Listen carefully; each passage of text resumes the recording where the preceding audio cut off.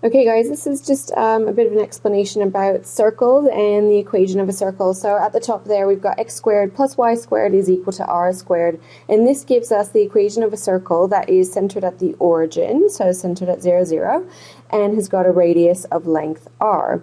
So obviously the bigger the value of r, the bigger your circle is going to be. And the reason that's the relationship between x, y, and the radius is because if you take a look at the diagram, so I've got the radius here going to any point on the circle P, and if I drop a line down here and here, you can see I've made a right angle triangle.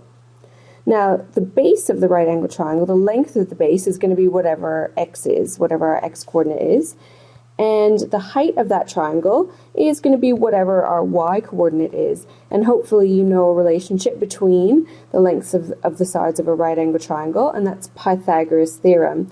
So through Pythagoras we can see that x squared plus y squared is going to be equal to the radius squared, and that's going to be true at any point on the circle. In its more general form, if we have a circle that's not centered at the origin, we have x minus h squared plus y minus k squared is equal to the radius squared, where the center of the circle is at the coordinates hk and the radius is at r. Okay, we can get an alternate form of this equation if we just do a little bit of algebraic manipulation. So the first thing we can do is we can expand these brackets. So x minus h squared and y minus k squared expand to give us this. So x minus h squared is this part here. Y minus k squared is this here, is equal to the radius squared. Now, if I rearrange that, and what I'm going to do is I put all of my terms with x in them together, so x squared minus 2xh, and then all of my terms with y in them together, so y squared minus 2yk, and here I've got my h squared, k squared, and I've subtracted r squared from both sides to get these here. And the reason I've put those all together is because those are all constant terms. They don't have an x or a y associated with them. So I can just replace them with c to represent my constant to get the equation x squared minus 2xh plus y squared minus 2yk plus c is equal to 0. Okay, so just a few simple questions to start off with. The first is we're going to sketch this graph. X plus 1 squared plus y plus 2 squared is equal to 4. So the first thing that you're going to want to work out is where your center is. So we need to look to this value here and this value here. And so my center is going to be at -1, -2. The radius is going to be the square root of 4, which is equal to 2. Okay, so that gives me a little bit of information. So let's see if I can start to draw it. The center is at -1, -2, so we'll say it's down here. So -1, -2. Now if I have a radius of 2, that means that I'm going to have a point here. Okay, so going up 2, I'm going to go to the right 2, so I'm going to have a point here. I'm going to go over to the left 2. And then I'm going to go down 2, so I'll have these 4 points that I know of. So the ones that we're most interested in obviously are the points at which the circle crosses the axes. So I'll just try and draw my circle in. Sorry, it's not a very good circle. This point here then, from the center and the radius, is going to be the point -1, 0. But I still need to work out the points at which the circle crosses the y-axis. So I've got my x-intercept, and that was pretty clear from the drawing, but if you need to solve for that, you need to do so by letting y equals 0 as normal. And we'll do the same with the y-intercept. We'll let x equal 0, and we'll solve for y. So if I put x is equal to 0,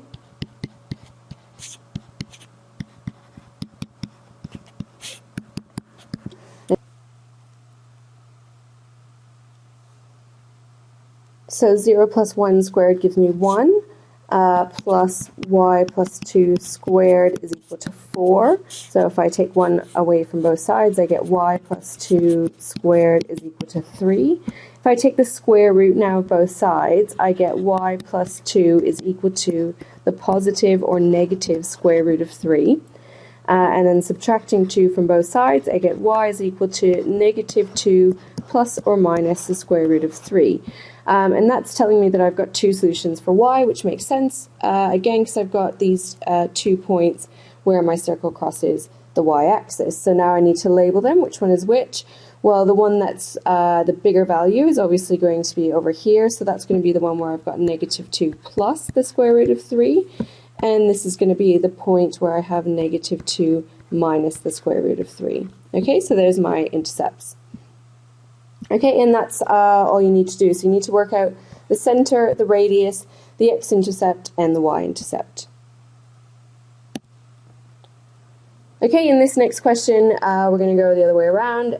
Find the equation of the circle that has a center of negative 3, negative 1, and a radius of 5. So really simple, we're just going to plug into our formula x minus h squared plus y minus k squared is equal to r squared.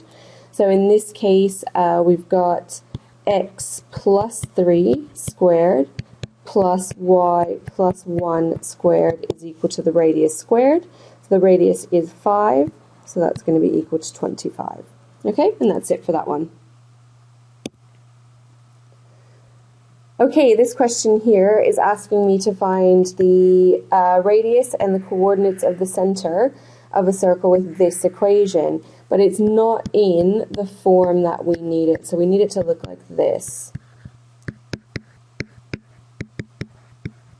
Okay, so I'm going to have to do a little bit of algebraic manipulation here.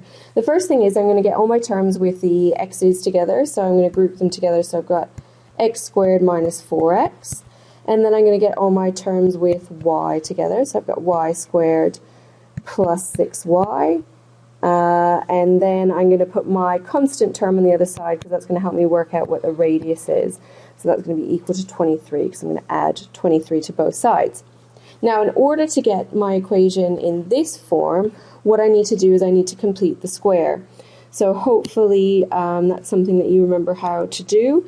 In order to complete the square, I need to take half of this term, which is 2, and then square it, which is 4. So I'm going to add 4 to this equation. To this equation. And same thing here. In order to complete the square for the y values, I'm going to take half of 6, which is 3, and then square it, which is 9. And now I've added a total of 13 to the left-hand side of the equation. So in order to balance that out, I need to add 13 to the right-hand side. And now I can factorize these because they're now perfect squares. So this one factorizes to give me x minus 2 squared. And in the y's, I've got y plus 3 squared is equal to 36. And now I can work out my center. So my center is going to be at 2, negative 3. And my radius is going to be the square root of 36, which is 6. Okay, we're going to look at semicircles next, and that's going to help you with graphing in your CAS calculator. So if you take the general form of the equation of a circle, so what we started with, x squared plus y squared, sorry, that's very messy, equals r squared, and you rearrange it to solve for y, you get this. Y is equal to the positive or negative square root of r squared minus x squared. So that was just rearranging the formula to make y the subject. And we did that because in order to enter that in your CAS calculator, you need to have the graphs in the form y equals. Okay?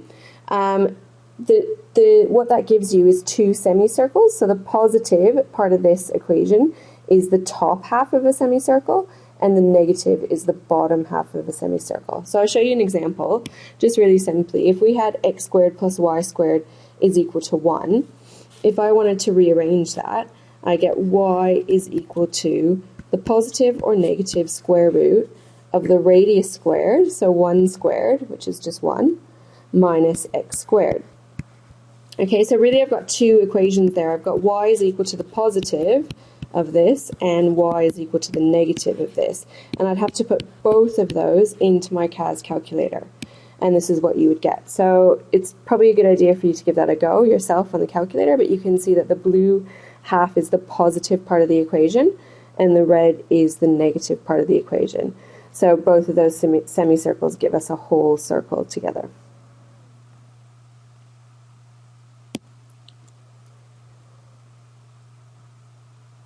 Okay, so this is the last question we're going to look at, and this is a bit of a harder question, so maybe you might want to try and give it a go yourself, otherwise you can follow along with me. So just find the equation of a circle whose center lies on the line x is equal to -2 and passes through the points 0, 6, and 3, 0.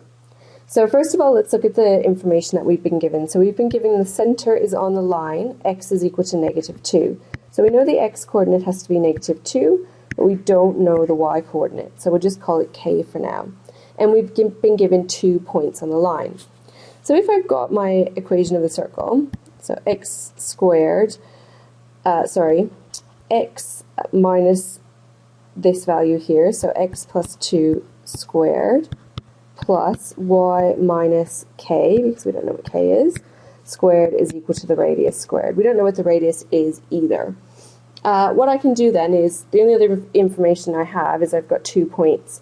So if I substitute the first point into this equation, so x is 0, y is 6, I get 0 plus 2 squared plus 6 minus k squared is equal to r squared.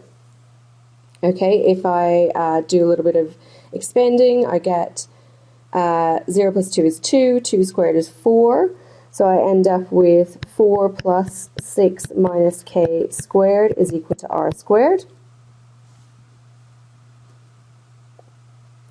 And there's not much else at this point I can do. Okay, so my second point is 3, 0, so I'm going to take my original equation again, this one here, and now I'm going to put the point 3, 0 in.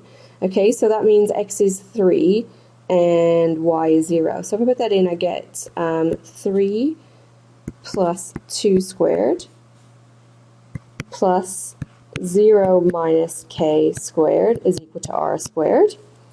3 plus 2 is 5, 5 squared is 25, plus 0 minus k is just going to be minus k, and then minus k squared is going to be k squared is equal to r squared. So now I've got 2 equations, one here and one here, and I've got 2 variables that I need to work out, k and r, so I can use simultaneous equations. Now both of these are already equal to r squared, so I can just set them equal to each other. So what I'm going to have is 25 plus k squared is equal to 4 plus 6 minus k squared. So in order to solve for k, you're just going to have to expand this bracket and rearrange, solve for k. So just to speed up this video, because that's just a bit of algebra, I'm going to give you the solution. So you've got k is equal to 5 over 4 for that one. And then once you've got k, you can substitute it back into one of your equations and solve for r. I would substitute it back into that equation because it looks a lot easier. So once you do that, you end up with r is equal to, r squared is equal to 425 over 16. Okay, so that tells us that the equation of that circle in the end is going to be x plus 2 squared plus y minus 5 over 4 squared is equal to this value we got for r squared, 425 over 16. Okay, so sorry guys, that one was a bit rushed. It's a bit of a harder question, but I just wanted to show you how you could use 2 points and simultaneous equations in order to solve something like this. Okay, so that's the end of the video. Hopefully you can try a few of the questions from 5D now, but if not, you can come to class and ask any questions that you have.